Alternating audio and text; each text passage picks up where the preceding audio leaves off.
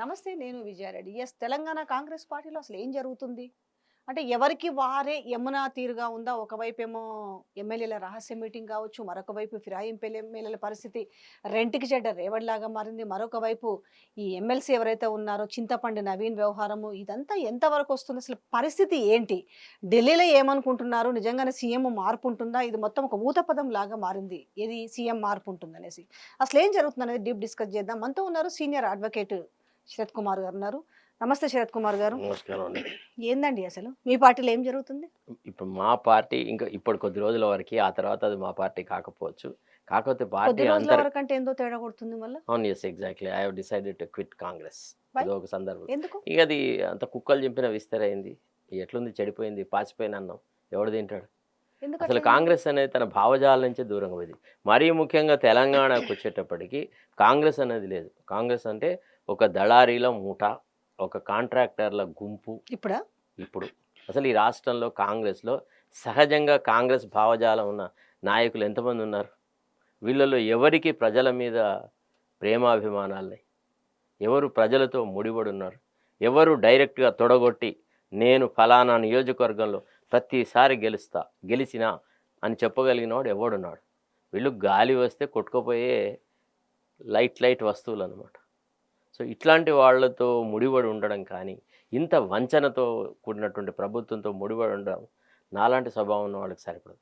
ఎందుకంటే ఇది ఒక కుటుంబ పాలన అని, అవినీతిలో కుమ్ముకుపోయినని, రకరకాల ఆరోపణలు, రకరకాల వ్యవహారాలు జరిపినారు.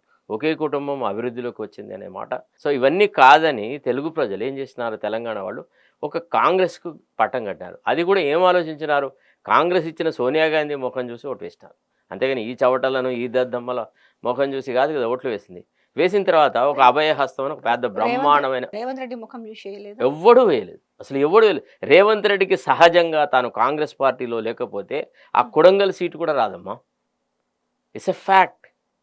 నేను మీకు చెప్తున్నాను కదా, చాలా చాలా అతి బలహీనమైనటువంటి వ్యక్తి. అలా ఎలా మాట్లాడతారు? లేకపోతే రేవంత్ రెడ్డిని ఇప్పుడు ఇంత నిష్ణాతులు, ఇప్పుడు ఉన్న సీనియర్లను కాదని, ఒక బట్టిని కాదని, ఒక ఉత్తమం కాదని, లేకపోతే ఒక పొన్నం కాదని, ఒక శ్రీధర్ బాబుని కాదని ఎందుకు సీఎం చేసి ఉంటారు? మరి ఆయన వచ్చిన తర్వాతనే 10 ఏళ్ల తర్వాత కాంగ్రెస్ మళ్ళీ వెలుగులోకి వచ్చింది ఏది తెలంగాణలో. అందుకనే 1.8% తేడాతోటి గెలిచిరు కదా అనేసి ఆయన పాపం కష్టపడ్డాడనే కదా, ఇందరినీ కాదనేసి ఆయన అది పీఠం ఇచ్చిండు. అది ఏంటంటే మీలాంటి జర్నలిస్టులు ఇచ్చినటువంటి ఒక హైప్ అనమాట. ఆయన వల్ల పర్సెప్షన్ చెప్తున్నా నేను. జర్నలిస్ట్ పర్సెప్షన్ కూడా కాదు, హైకమాండ్ పర్సెప్షన్ కాదు. మేడం, ఇక్కడ కాంగ్రెస్ లోపల ఇప్పుడు మనం ఫర్ ఎగ్జాంపుల్ ఒక పెద్ద కమర్షియల్ ఎస్టాబ్లిష్మెంట్ పెట్టుకున్నాం, ఒక షాపింగ్ కాంప్లెక్స్ పెట్టుకున్నాం. మనం ఏం చేస్తామమ్మా? కలెక్షన్కి ఎవరిని పెట్టుకుంటాం? పిహెచ్డి చేసిన పెట్టుకుంటావా? డబ్బులు అందరి దగ్గర వసూలు చేసుకొని రావాలి కదా. రెంటు గింటు అక్కడ ఇక్కడ డబ్బులు, ఈడ డబ్బులు ఎవడో ఒకరిని పెట్టుకుంటాం కదా. So collection agent, can he become the manager or owner? చెప్పండి ఒక మాట. వాడి వల్లనే ఈ మొత్తం కమర్షియల్ ఎస్టాబ్లిష్మెంట్ డెవలప్ అయిందని మనం చెప్పొచ్చా? Is a collection agent for Congress. What Congress ideology has got? అని ఎట్లా బేసికల్లీ కాంగ్రెస్కు అనుకూలము, కాంగ్రెస్ యొక్క పురోభివృద్ధిని కాంక్షించే వ్యక్తి అని ఎవడు పర్సీవ్ చేస్తాడు చెప్పండి? ఆయన కాంగ్రెస్లో పుట్టాడా? ఆయన తాత ముత్తాతలలో ఎవడైనా కాంగ్రెస్లో ఉన్నాడా? లేదా ఆయన రాజకీయ అరంగేట్రం కాంగ్రెస్లో జరిగిందా? ఆయనే కాంగ్రెస్ను తిడుతూ హాఫ్ హిజ్ లైఫ్ ఈ స్పెంట్ క్రిటిసైజింగ్ కాంగ్రెస్.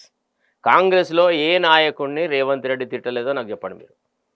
అట్లాంటి వ్యక్తికి పట్టం కట్టినప్పుడే కాంగ్రెస్ యొక్క ప్రభుత్వము ఏ రకంగా పరిపాలన సాగుతుంది అనే విషయం మీరు గుర్తించాల్సింది. మీరు నమ్ముతారో నమ్మరు, నేను తీన్మార్ మల్లన్న చాలా చోట్లలో ఆయన స్టార్ క్యాంపెయినర్ అయిన తర్వాత సరసారి మీరు రావాలి అని అంటే మేము ఆయనతో పాటుగా చాలా నియోజకవర్గాల్లో తిరిగినాను. మేము ముఖ్యంగా మంచిర్యాల్, పెద్దపల్లి, తర్వాత బెల్లంపల్లి, ఆసిఫాబాద్, తర్వాత వేములవాడ, ఇట్లా సిరిసిల్ల, ఈ 6 నియోజకవర్గాల్లో చాలా విస్తృతంగా పర్యటించినాం. ఒకసారి నేను మల్లన్న ఇద్దరం ప్రచారం చేసి వాపసు వస్తున్నప్పుడు మల్లన్నకు డౌట్ వచ్చింది. ఏమని? సార్ కాంగ్రెస్ ప్రభుత్వం వస్తుంది సార్, రాకుంటే మన బతికేంది అన్నాడు. నేను అన్నాను ఖచ్చితంగా కాంగ్రెస్ ప్రభుత్వం వస్తుంది మల్లన్న. తర్వాత రేవంత్ రెడ్డే ముఖ్యమంత్రి అవుతాడు. తర్వాత మనం అందరం కలిసి అరే ఎంత దుర్మార్గ ప్రభుత్వం తెచ్చినాము, ఇంత పాప ప్రభుత్వం వస్తుందా అని అనుకునే పరిస్థితి ఉంటుంది. రేవంత్ రెడ్డితో నువ్వు అడ్జస్ట్ కాలేవు, నేను అడ్జస్ట్ కాలేను, మన వల్ల కాదు ఆ దగులుబాజిత అని చెప్పిన. ఒకవేళ మల్లన్నకు అంటూ నిజంగా అంతరాత్మ ఉంటే దేవుడి మీద ప్రమాణం చేసి వాస్తవం చెప్తే ఈ మాట మీరు మల్లన్నను అడగచ్చు. ఎప్పుడన్నా ఇంటర్వ్యూ చేసే అవకాశం వస్తే మీతో శరత్ కుమార్ ఈ మాట అన్నాడా లేదా? ఇది ఎప్పుడు తెలుసా? చిట్ట చివరిగా అంటే లాస్ట్‌కి ఎన్నికల క్యాంపెయిన్ అయిపోయిన తర్వాత లాస్ట్‌కి మేము వాపస్ వస్తున్నప్పుడు అసలు ఏం జరుగుతుంది? ఎందుకంటే కాలు గజ్జె కట్టుకొని తిరిగినాం. కేసీఆర్ ప్రభుత్వం మీద, కేసీఆర్ కుటుంబం మీద ఒక పెద్ద యుద్ధం లాంటి పోరాటం చేసినాం. ఒకవేళ ప్రభుత్వం రాకపోతే కేసీఆర్ యొక్క కక్ష సాధింపు ధోరణులకు, ఆ తర్వాత రాజకీయ కక్షలు తీర్చుకోవడంలో, వ్యక్తులను చెరబట్టడంలో ఆ ప్రభుత్వానికి ఉన్నంత ఘనత ఎవరికి లేదు. సరే మిగతా వాళ్ళేమో బయటి నుంచి బాహ్యంగా గమనించిన వాళ్ళు. నేను ఆ ప్రభుత్వంలో అంతర్భాగంగా ఉండే వ్యక్తి. స్పెషల్ గవర్నమెంట్ లీడర్గా ఉంటుంది. ఎన్నో విషయాలు చూసిన వ్యక్తిని, వ్యక్తుల మీద అవగాహన ఉన్న వ్యక్తిని కాబట్టి నాకు కొంత అనుమానం ఉన్న చాలామంది సోషల్ మీడియా వాళ్ళకి చెప్పేవాడిని, do or die, this time we must go for a change. మీకు గుర్తుండే ఉంటుంది, అంటే యాక్చువల్లీ బీజేపీ హైప్ వచ్చేసేసి కొంత బీజేపీ డెవలప్ అవ్వడం ఆయన జరిగిన తర్వాత ఒక ఇంటర్వ్యూ ఇచ్చిన నేను ఎవరికి, మహిపాల్ యాదవ్కి. అక్కడ మహిపాల్ యాదవ్ కొద్దిగా బీజేపీ బెంట్ ఆఫ్ మైండ్లా కనపడుతుంది నాకు. అంటే ఆయన స్లాంట్ కానీ, ఆయన ఆలోచన సరళి కానీ ఇట్స్ ఎ ఫ్యాక్ట్ ఆల్సో. అయితే అతను బీజేపీ కాదని కాంగ్రెస్ ఎందుకు అధికారంలోకి వస్తుందంటే చెప్పినాను, ఇట్లా వస్తుందయ్యా, ఇది లోపకారిక వ్యవహారం ఉంటుంది, బీజేపీ యొక్క ప్రభ తగ్గిపోతుంది. ఎందుకంటే అప్పుడప్పుడే బండి సంజయ్ని మార్చి కిషన్ రెడ్డిని పెడతారు అన్నటువంటి ఒక ఆలోచన జరుగుతూ ఉందన్నమాట. ఒక పుకార్లు వస్తున్నాయి. నేను చెప్పినాను వాళ్ళు ఖచ్చితంగా ఆ పని చేస్తారు. చేసిన తర్వాత బీజేపీ గ్రాఫ్ మొత్తం పడిపోతుంది. అప్పుడు మిగిలేది ఓన్లీ కాంగ్రెస్ వర్సెస్ బీఆర్ఎస్. కాంగ్రెస్ని తట్టుకోవడం సులభం కాదు. తర్వాత ఒక మినిమం ఓటింగ్ పర్సంటేజ్ ఉంటుంది కాంగ్రెస్కి. ఎట్లుంటుందంటే కాంగ్రెస్కి ఆల్రెడీ ఒక 30% ఉందనుకోండి, వేరే వాళ్ళు ఎవరైనా కొంత రాజకీయంగా పలుకుబడి గల వాళ్ళు, లేకపోతే మ్యానిపులేషన్స్ చేయగలిగే వాళ్ళు వస్తే ఏమైందంటే ఇంకో 5 యాడ్ అయితే వీళ్ళు ప్రభుత్వంలోకి వస్తారు. సో కాంగ్రెస్ లాంటి పార్టీని ఎన్నుకుంటే బాగుంటుంది, ఇతరులను ఎన్నుకుంటే బాగుండదు అనేటువంటి విషయం నేను అంటే వాళ్ళు అట్లా ఆలోచించి రేవంత్ రెడ్డి చాలా చాకచక్యంగా కాంగ్రెస్ పార్టీలోకి వచ్చినాడు. తనకు డబ్బు బలం ఉంది. తర్వాత manipulator, is a great manipulator to be frank with you. He is more a manipulator than a politician. You can't see any content of service. చూసారా మీరు? ముఖ్యమంత్రిలో పరిపాలన పట్ల, ప్రజల పట్ల రవ్వంత ప్రేమానురాగాలు చూసారా? మళ్ళీ ఎట్లా మాట్లాడతాడమ్మా, ఆయన భాష కానీ, ఆయన ఆలోచన సరళి కానీ ఎన్ని అబద్ధాలమ్మా. ప్రజా జీవితంలో అత్యంత అబద్ధాలు ఆడిన ముఖ్యమంత్రి ఎవడన్నా ఉంటే వాళ్ళ పద్మవిభూషణలు, పద్మశ్రీలు అని ఇచ్చారు కదా, రేవంత్ రెడ్డికి ఇస్తే అయిపోయేది అబద్ధాల ముఖ్యమంత్రి అని.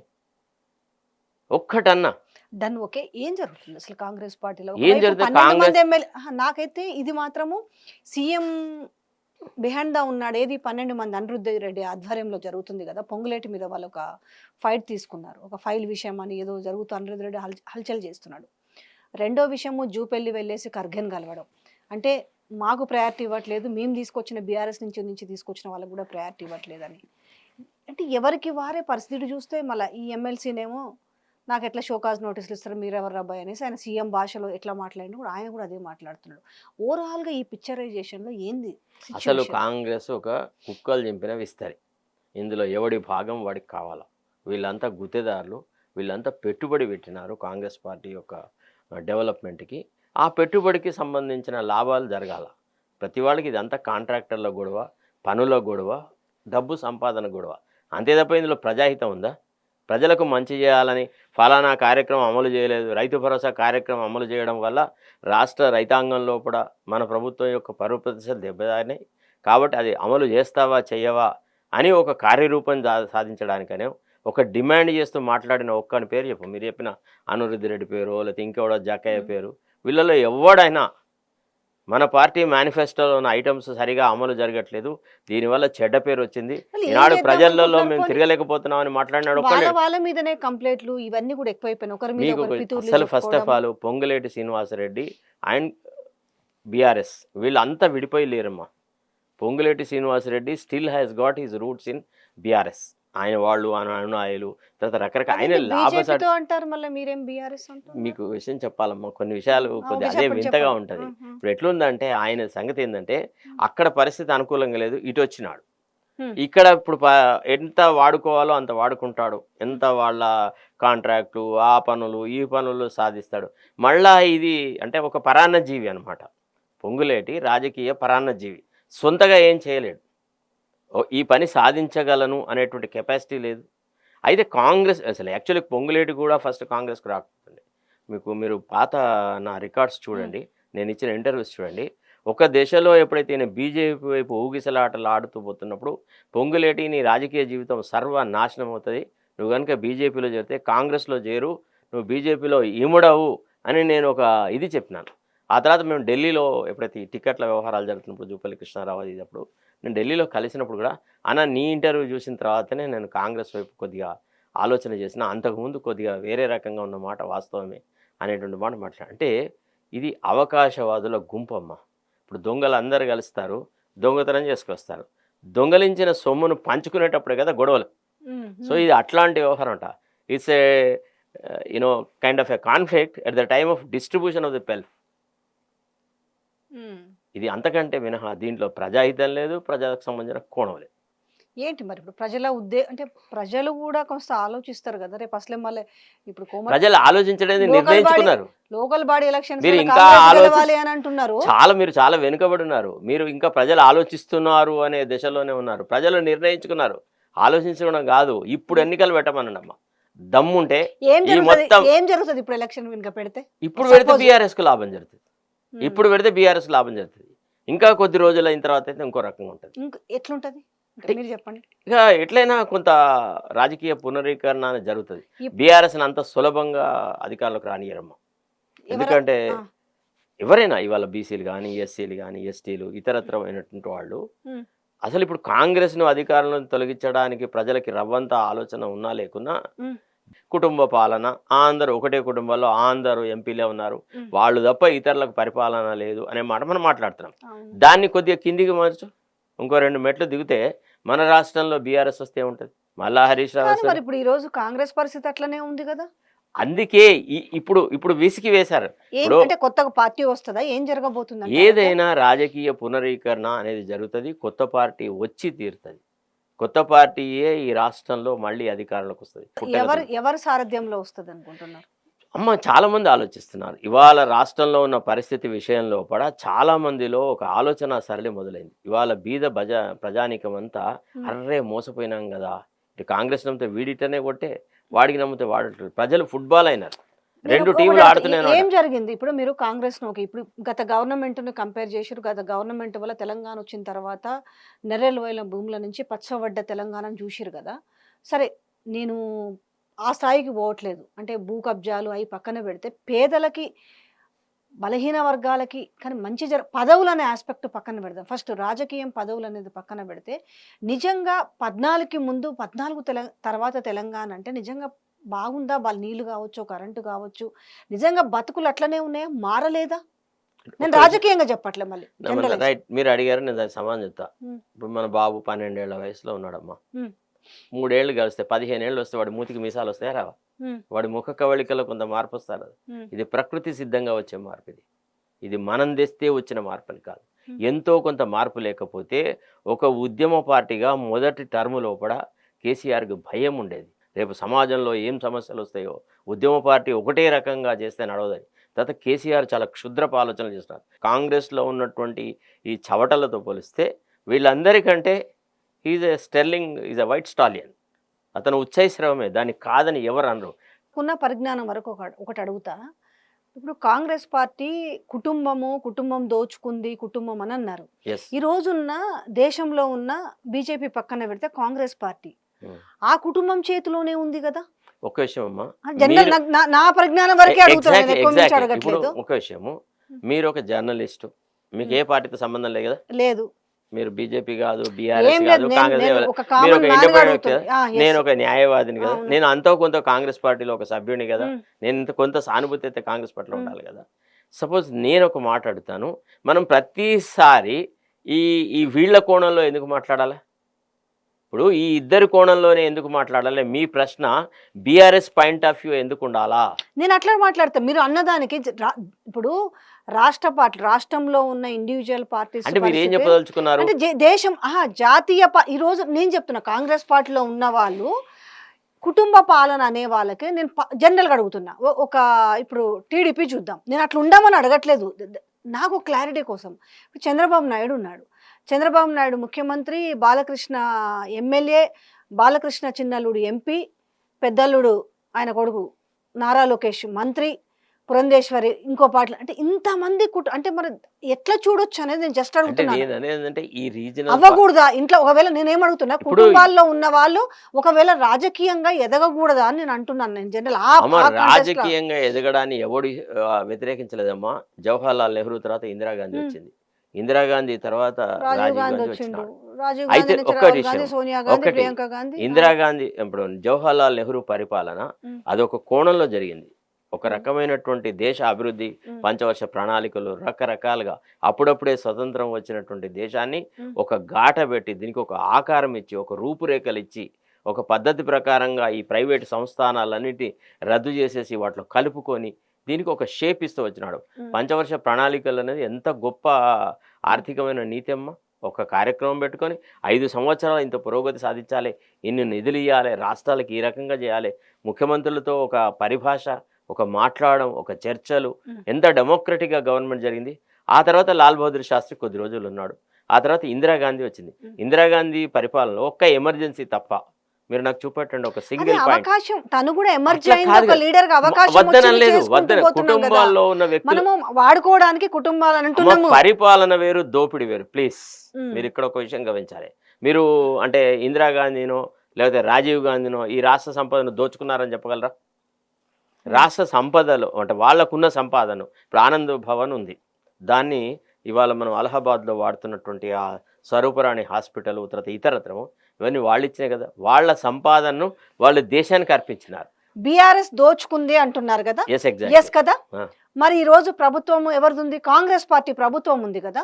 నిజంగా ప్రభుత్వ భూములు అంటే ప్రజల ఆస్తి. ప్రజల ఆస్తిని నిజంగా దోచుకుని దాచుకుంటే ఎందుకు ఈ ప్రభుత్వం ఏం చేస్తుంది అంటున్నా. మీరు ఒక విషయం చెప్తున్నా, వీళ్ళు వాళ్ళు భాగస్వాములేనమ్మా. ఇది పాలు పంచుకునే వాళ్ళ దొంగల సముదాయం. కొందరు ఇటు అయినారు, కొందరు అటు అయినారు. మళ్ళీ రేపటి రోజున ముఖ్యమంత్రి ఉన్నాడు కదా, ముఖ్యమంత్రి కుటుంబం ఏం చేస్తుంది ఈ రోజు? ముఖ్యమంత్రి బ్రదర్స్ ఏం చేస్తున్నారు? మీరు ఆ ప్రశ్న ఎందుకు వేయరు? వద్దు అంతవరకు ఇది ఇది ఎందుకు తీస్తలేరు అంటున్నారు. దోచుకొని దాచుకుంటే దాన్ని ఎందుకు వెలికి తీస్తలేడు ముఖ్యమంత్రి? చెయ్యరమ్మా. ఇప్పుడు ఎవరైతే అందరికీ ఏకైక లక్ష్యం ఏంది? ఈ అమాయక ప్రజలను దోచుకోవడం తప్ప ప్రజాసేవనా? వీళ్ళు ఎవ్వడమ్మా సేవ చేసి వచ్చిన వాళ్ళు ఎవరు? నేను అడుగుతాను, 2014 కంటే ముందు, జాగృతి సంస్థ కంటే ముందు కవిత ఆస్తులు ఎంత? నేను మీ ద్వారా రిక్వెస్ట్ చేస్తున్నా, ఎప్పుడన్నా ఒకసారి కవిత ఇంటికి ఒక హోమ్ టూర్ చేద్దామా?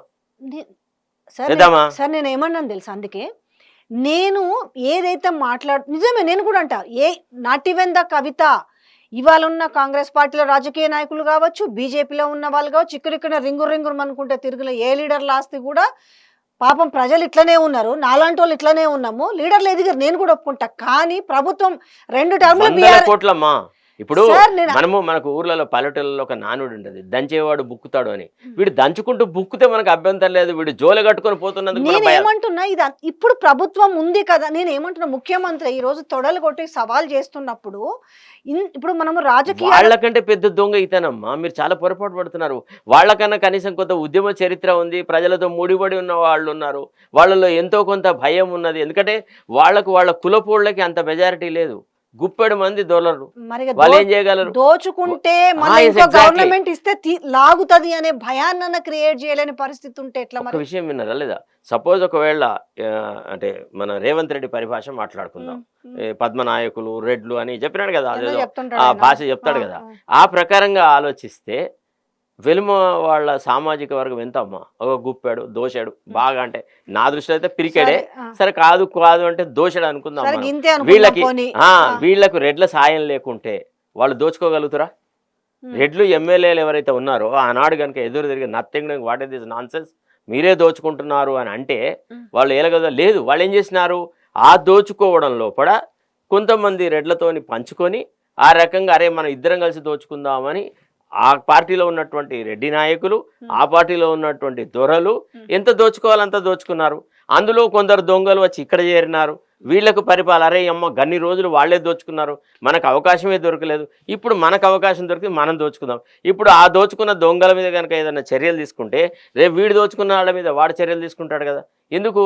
రోజు అర్థం ఇష్టమైనటువంటి విమర్శలు చేద్దాం, కానీ ఏం చర్యలు సరే, తీసుకోవాలి? మీ పర్సెప్షన్ లో ఇప్పుడు కాంగ్రెస్ పార్టీలో ఉన్న వాళ్ళు దొంగలు కావచ్చు, బీఆర్ఎస్ లో కావచ్చు, ఇప్పుడు బీసీలో రాజ్యం కావాలి, బీసీలో పర్సంటేజ్ ఎక్కువ ఉంది కాబట్టి ఆల్రెడీ కులగణన నివేదికలో గొడవలు అవుతున్నాయి, కొట్టుకొని అసలు చేస్తున్నారు. కుల జనగణన అలానే పెద్ద బిగ్ ఫార్స్. అయితే ఇప్పుడు ఆ కులగణన మీద నేను బీసీలకు పెద్దగా ఉంటా అన్న వ్యక్తి కూడా ఇవాళ ఏముండ నాకు ఎవడు పెద్దగా ఉంటాడు? చెప్తున్న వ్యక్తి నేను ఎవడు సపోజ్ ఎవడు వాడు ఎవడు బీసీలకు పెద్దగా ఉంటాడు? ఇప్పుడు ఏ ఆ పార్టీలో ఉన్న రాబందులను ఎమ్మెల్సీ ఆ ఆ? పార్టీలో ఉన్న ఎమ్మెల్సీనే ఇప్పుడు అందరిని కూడగట్టేసి ఆ. ఇవాళ నేను తప్పనట్లే పెట్టొచ్చు.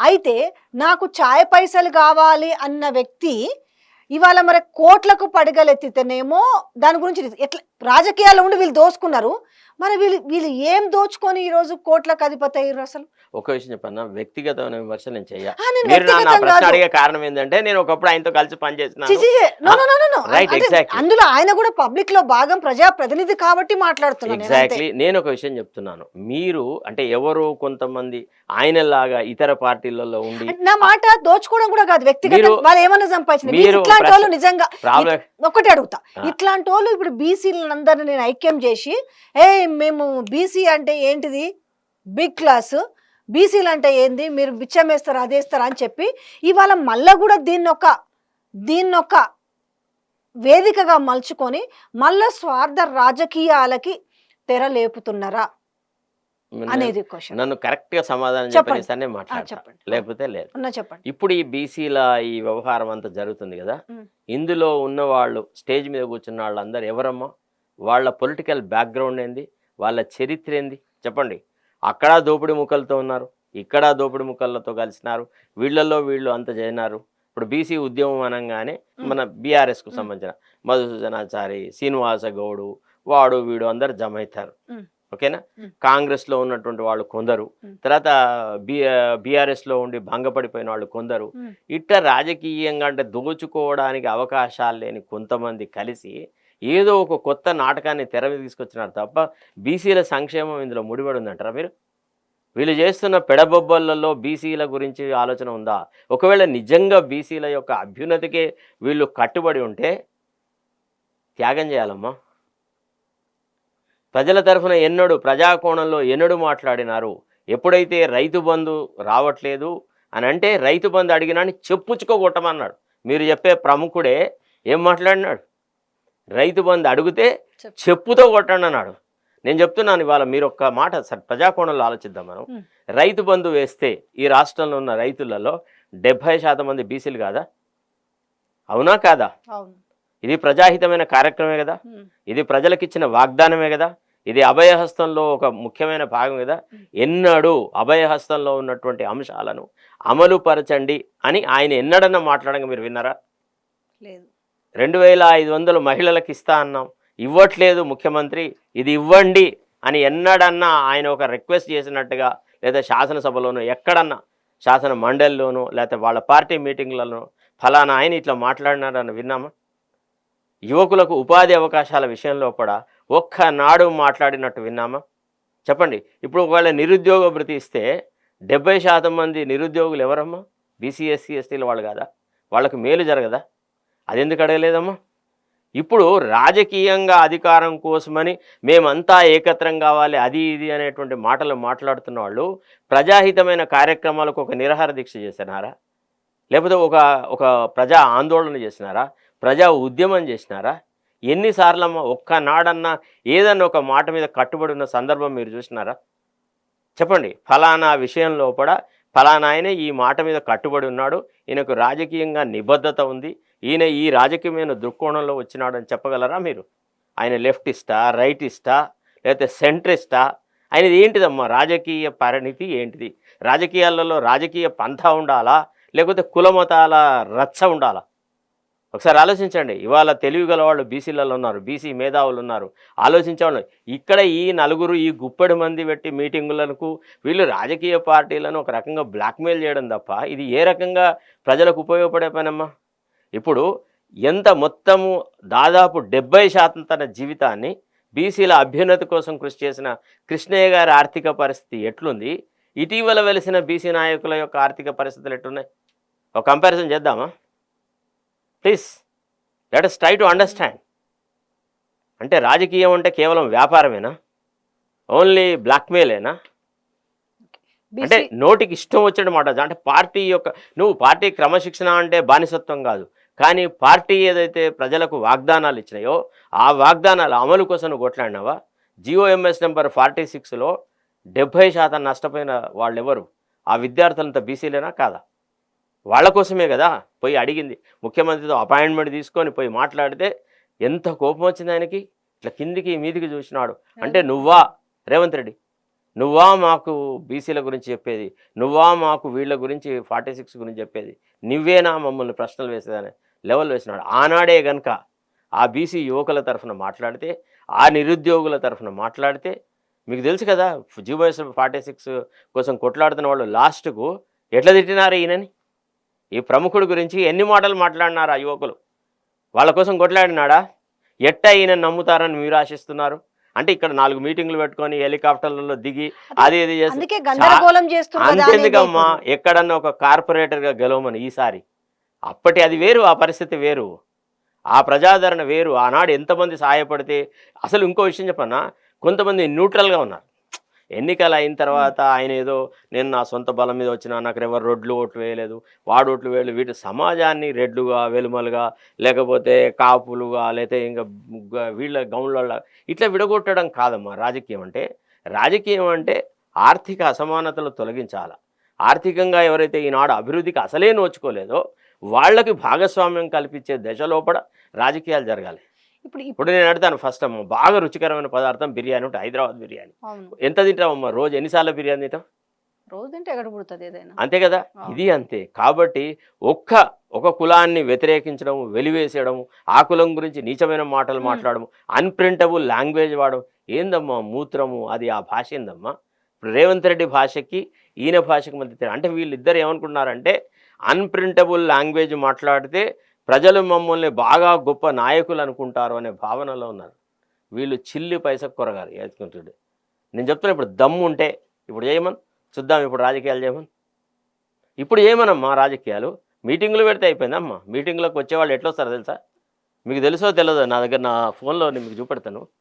మళ్ళీ నా మీటింగ్లోకి వచ్చిన వాళ్ళు ఎట్లా చేసినారు, ఏం చేసినారు, మీ దగ్గర ఉందా లేదా?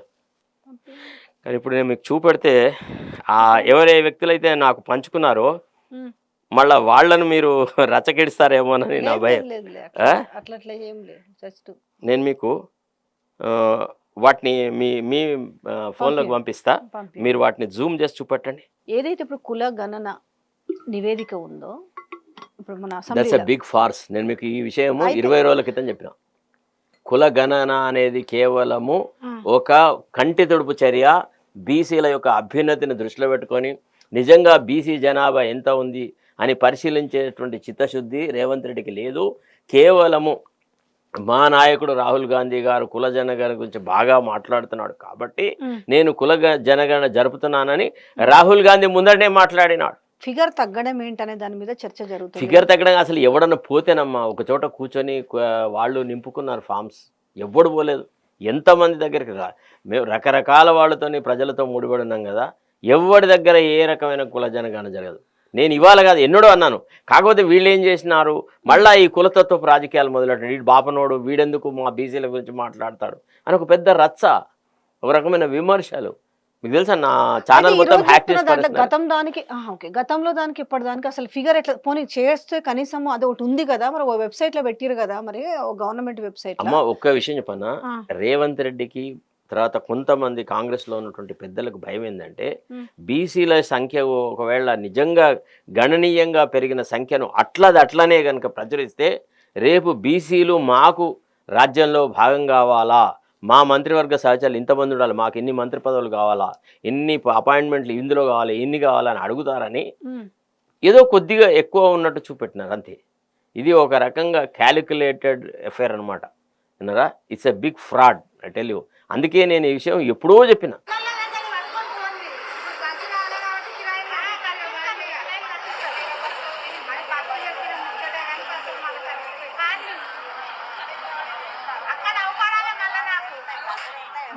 దీనికి బీసీ సభలకు తీసుకొచ్చేది కూడా సేమ్ మళ్ళీ ఇదే.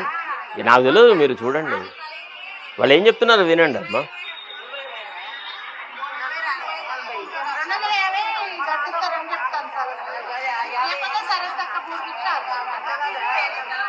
మరి బుక్ చేయాలి ఆటోలు బుక్ చేస్తాయి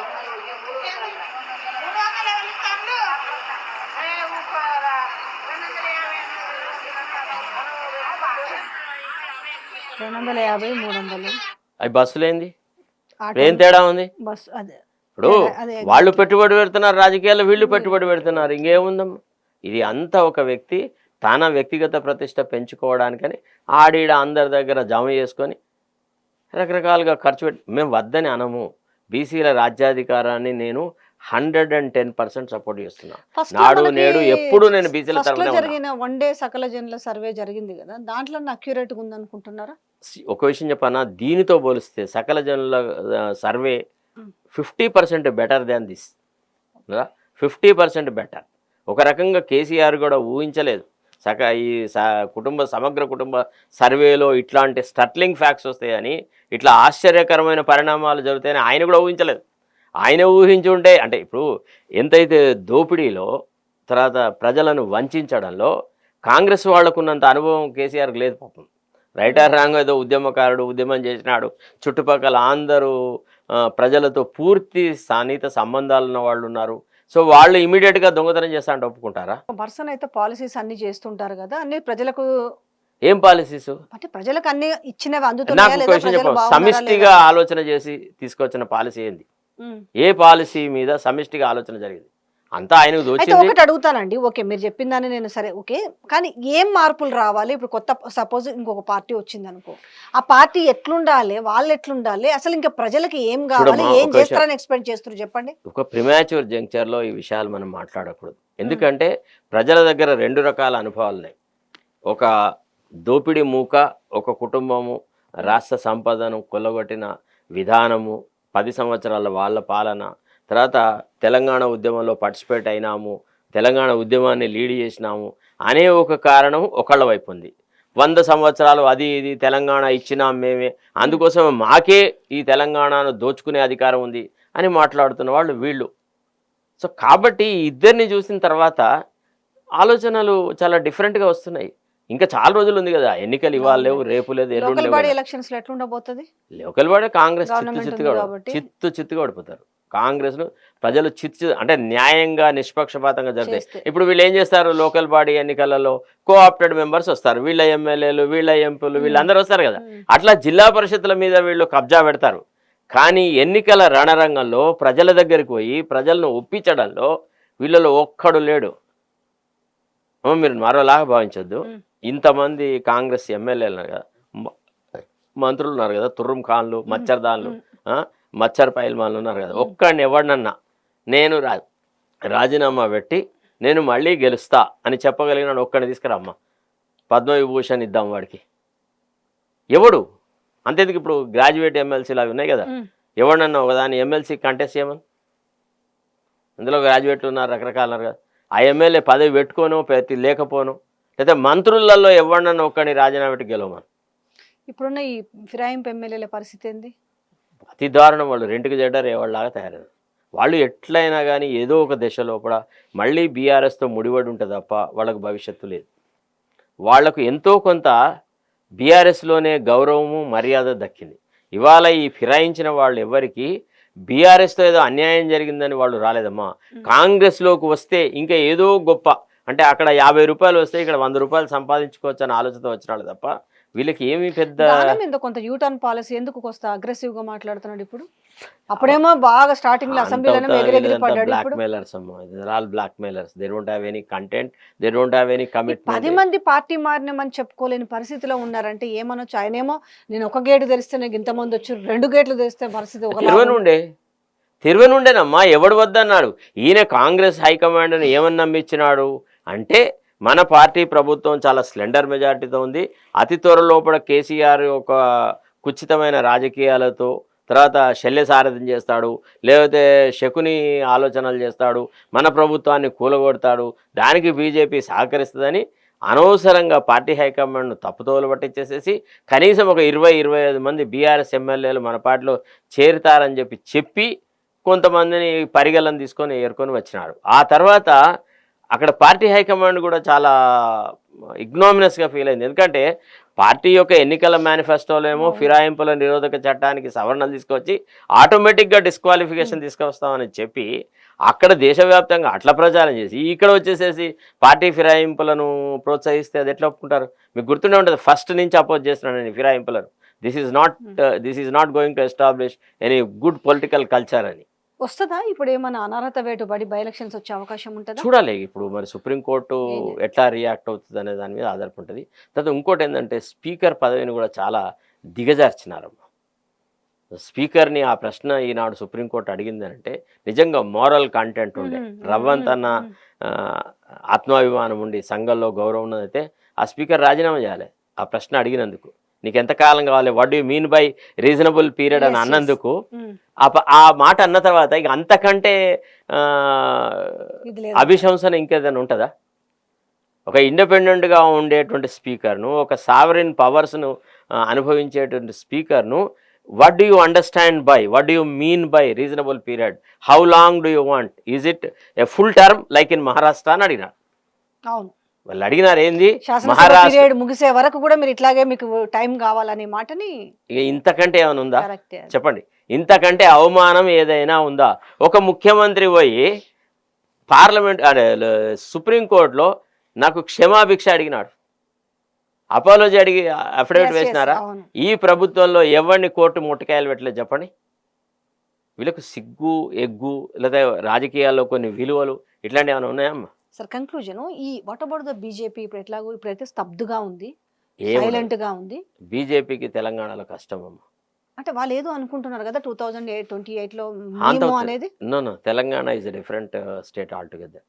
అంటే మన దగ్గర భూ పోరాటాలు అవి ఇవి కమ్యూనిస్టుల ప్రాబల్యము, తర్వాత ప్రోగ్రెసివ్ సొసైటీ, మన దగ్గరికి మతతత్వ పార్టీలు చీఫ్ ను మారిస్తే ఏదో ఉంటది అనేది ఒకటి అంత అవుతుంది. రేవంత్ రెడ్డిని మారిస్తే ఇంకా కాంగ్రెస్ ఏమైనా ఇంప్రూవ్ అయ్యే అవకాశాలు ఉంటాయి. కానీ మారుస్తుందా? మార్చాలి, వాళ్ళ పార్టీని వాళ్ళు మనగలగాలి, పార్టీ స్థిరంగా ఉండాలనుకుంటే 14 నెలలకి ఈ పరిస్థితి ఉంటే ఇంకా 34 నెలల దినదిన గండం, 36 నెలలు ఇంకా దినదిన గండం నూరేళ్ళ ఆశలాగా లాక్క రావాల్సిందేనా? అంతే. రోజు ఎట్లా అంటే అంటే బక్కని ప్రాణం. ఏమనిపిస్తుంది అంటే రేవంత్ రెడ్డి ఉంటేనే మంచిగా ఉంటది, ప్రజలకు ఒక ఇంకా మంచి డెసిషన్ తీసుకునే అవకాశం వస్తుందేమో అనేసి కూడా. ఏ డెసిషన్ మీ దృష్టిలో? అంటే ఇంకా మనం అంటే అమలు చేసే డెసిషన్ చెప్పండి, ఒట్టిగా ఆచరణ యోగ్యంగా అని. ఇప్పుడు 4th సిటీ డెసిషన్, మూసి మొత్తం కంప్లీట్ గా గంగా జలం లాగా తయారు, ఇట్లాంటి డెసిషన్ చెప్పదు. ఆచరణ యోగ్యమైనవి, ఆచరించేటివి, ఆచరణలో పెట్టేది ఒక్క డెసిషన్ చెప్పండి. ఏది జరగదు కాబట్టి అరే మనం కాస్త ఈసారన్న మన చేతుల్లో ఉంది ఓటు వేసేటప్పుడు అనేసి వాళ్ళ ఆలోచన అంతా ఒకటే, మళ్ళీ వచ్చేదా లేదు, ఇప్పుడు ఎంత దొరికితే అంత దోచుకోవాలి, అంత దోపిడీ చేయాలి. అయితే పెద్దపల్లి ఎమ్మెల్యే గురించి మాకు ఒకటి కావాలండి. వాళ్ళు ఎవరో ధర్నా చేస్తే మా వాళ్ళు చింతకుంట రమణారావు, విజయ రమణారావు, సో మా మిర్రర్ టీవీ పైన కేసు పెట్టారు, అలాగే ప్రతినిధి పైన కూడా కేసు పెట్టారు. చూపించినందుకు ఏం ఏంటంటే నా దురదృష్టం, నా ఎదవ కోసం ప్రచారం చేస్తున్నా అక్కడ. చెప్పండి. ఆయన నేను మాట్లాడిన ఫోన్లో ఏంది అసలు ఏంది అని అంటే, నేను ఈ 30 సంవత్సరాల నా రాజకీయ జీవితంలో నేను కడిగిన ముత్యాన్ని, నేను కడిగిన ఆనిముత్యాన్ని. 30 సంవత్సరాల రాజకీయ జీవితంలో ఎవడు ఇట్లా లైట్లు పెట్టలేదు. ఇప్పుడు నన్ను ఇంటర్వ్యూ చేస్తే మీరు ఇన్ని లైట్లు పెట్టినారు నా మీద, ఎక్కడ ఏ మరక ఉన్నా బయటపడే అంత లైట్ వేసినారు. ఆయన ఎక్కడో తెరమరుగు ఉండి ఆయన ఎవడు పట్టించుకోలేదు కాబట్టి ఆయన రాజకీయ జీవితం గురించి ఎవరికి ఆలోచన లేదు. మనం ఒకసారి పరీక్ష పెట్టి ఎక్స్రే తీస్తే చాలా వెళ్తాయి. ఏమైనా నిజంగానేనా ఏమి అసలు మీద కబ్జానే లేదా అసలు? ఎందుకు లేవమ్మా రాజకీయాలలో అంత అవుతుంది. దోపిడికి అలవాటు పడ్డ దూరాలట వదిలెట్టినారా అమ్మ? గద్దలు ఏం తిని బతుకుతాయమ్మా మాంసం తినకుంటే? ప్లీజ్ ఒక మాట, ఏం తిని బతుకుతాయి? అన్ని రాజకీయ గద్దలు. అంత శరం అంటాం కదా తెలంగాణలో, అంటే ఏదైనా ఒక మాట అనేసరికి శరం వచ్చినట్టుగా ప్రజలు అన్నది తీసుకొచ్చి మేము పెట్టినాం. అంటే పెద్దపల్లి ఎమ్మెల్యే కబ్జా అన్నప్పుడు ఎందుకు అంత పబ్లిక్ ఇమేజ్ అనేది ఒకటి ఉంది. అబ్బా ఈయన ఫలానా అంటే ఇంతకంటే ఎక్కువ దుర్మార్గులను చూసినప్పుడు మనకు వీళ్ళు చేసేది ఎంత పోనీలే, రాజకీయం అంటే అవినీతే, ఇక ఈ గీంత చేసుకోవడా రాజకీయాల నుండి, గంత ఖర్చు పెట్టినాడు కదా, గంత మందికి డబ్బులు వంచి ఎలక్ట్ అయినాడు కదా, మరి పెంచిన డబ్బు ఏడనో సంపాదిస్తారని ఒక లెవెల్ ఆఫ్ కరప్షన్ని ప్రజలు యాక్సెప్ట్ చేసినారు. వీళ్ళు ఏంటంటే 10 times more than the usual level of corruption. అట్లా చేసినప్పుడే వీళ్ళ మీద ప్రజల నుంచి వ్యతిరేకత వస్తుంది. ఇప్పుడు ఒక దేవాలయం కట్టించినారు, ఆ దేవాలయంకు కాంపౌండ్ వాల్ ఉంది, కట్టించిన ఆయన పేరుంది, ఆయన పేరుని ఎందుకు గులగొట్టాలమ్మా? నువ్వు ఏం చెయ్యవు నీ మనుషులతోని ఆయనను చెరబట్టడం ఎందుకు? రాజకీయంగా అంటే ఇప్పుడు రాజకీయాల లోపల అంటే డెమోక్రసీలో ప్రతిపక్షం అనేది ఒకటి ఉంటుందా ఉండదా? ప్రతిపక్షం లేని ప్రభుత్వాలు ఉంటాయా? అవును. నీకు అంత టాలరెన్స్ లేదు అని అన్నప్పుడు ఏ రకంగా how you are a public representative? So ఏంటంటే ఇప్పుడు గుమ్మడికాయ దొంగ భుజాలు అనుకున్నట్టు మా మీద కేసు పెట్టిండు అంతే అంతే కదా అవుతుంది. ఇప్పుడు? అందులో సిల్లీ బెయిల్, ఉందో తెలుసా అందులో కమ్యూనల్ బెయిల్, అందులో అన్ని ఆర్డర్లు తెచ్చుకుంది నేనే వేసిన కేసు వాడి తరఫున శ్రీనివాస్. అటేసారు కదా మా పైన మా ఛానల్ పైన పెట్టారు. ఎంత అవుతుంది నిలబడేదా సచ్చేది? ఒట్టిగా అట్లా బెదిరింపులు, బ్లాక్మెయిల్ టాక్టిక్స్, అంతకంటే ఎక్కువ ఇంకా ఏం భయపడే చేస్తా? పరిస్థితిలో ఉన్నామా? ఇంకా ఆ రోజులు పోలేదా? అవుతుంది. మరి ఇంకా ఎమ్మెల్యేలు మీడియా మీద కేసులు పెడితే ఇంకా భయపడే రోజులు ఇంకా ఉన్నాయంటారా? వాళ్ళు ఇంకా అదే భ్రమలో ఉంటున్నారు. ఏదో రకంగా అంటే ఇప్పుడు నయానా భయానా దారి తెచ్చుకోవడం, లేదంటే మీరు భయపడరు అని అంటే ఇంకో రకంగా దగ్గరికి రావడం. ఇది ఇంతే. వీళ్ళు ఎట్లుందంటే ఏముందిలే ఇప్పుడు మనం దోచుకొచ్చింది అంతా మన ఇంటికి ఎందుకు, కొంత వంచి పెడదాం, అందరిలో కొంతమంది సంతృప్తి పరుద్దాం అనేటువంటి ఆలోచన. అంటే వాళ్ళ దృష్టిలో పత్రికల వాళ్ళు అంటే ఇట్లా బిస్కెట్లు వారేస్తే వచ్చాయి అదేలే ఆ అభిప్రాయంతో ఆ ఉన్నా. అభిప్రాయంతో. థ్యాంక్ యూ సో మచ్ అండి. Thank you.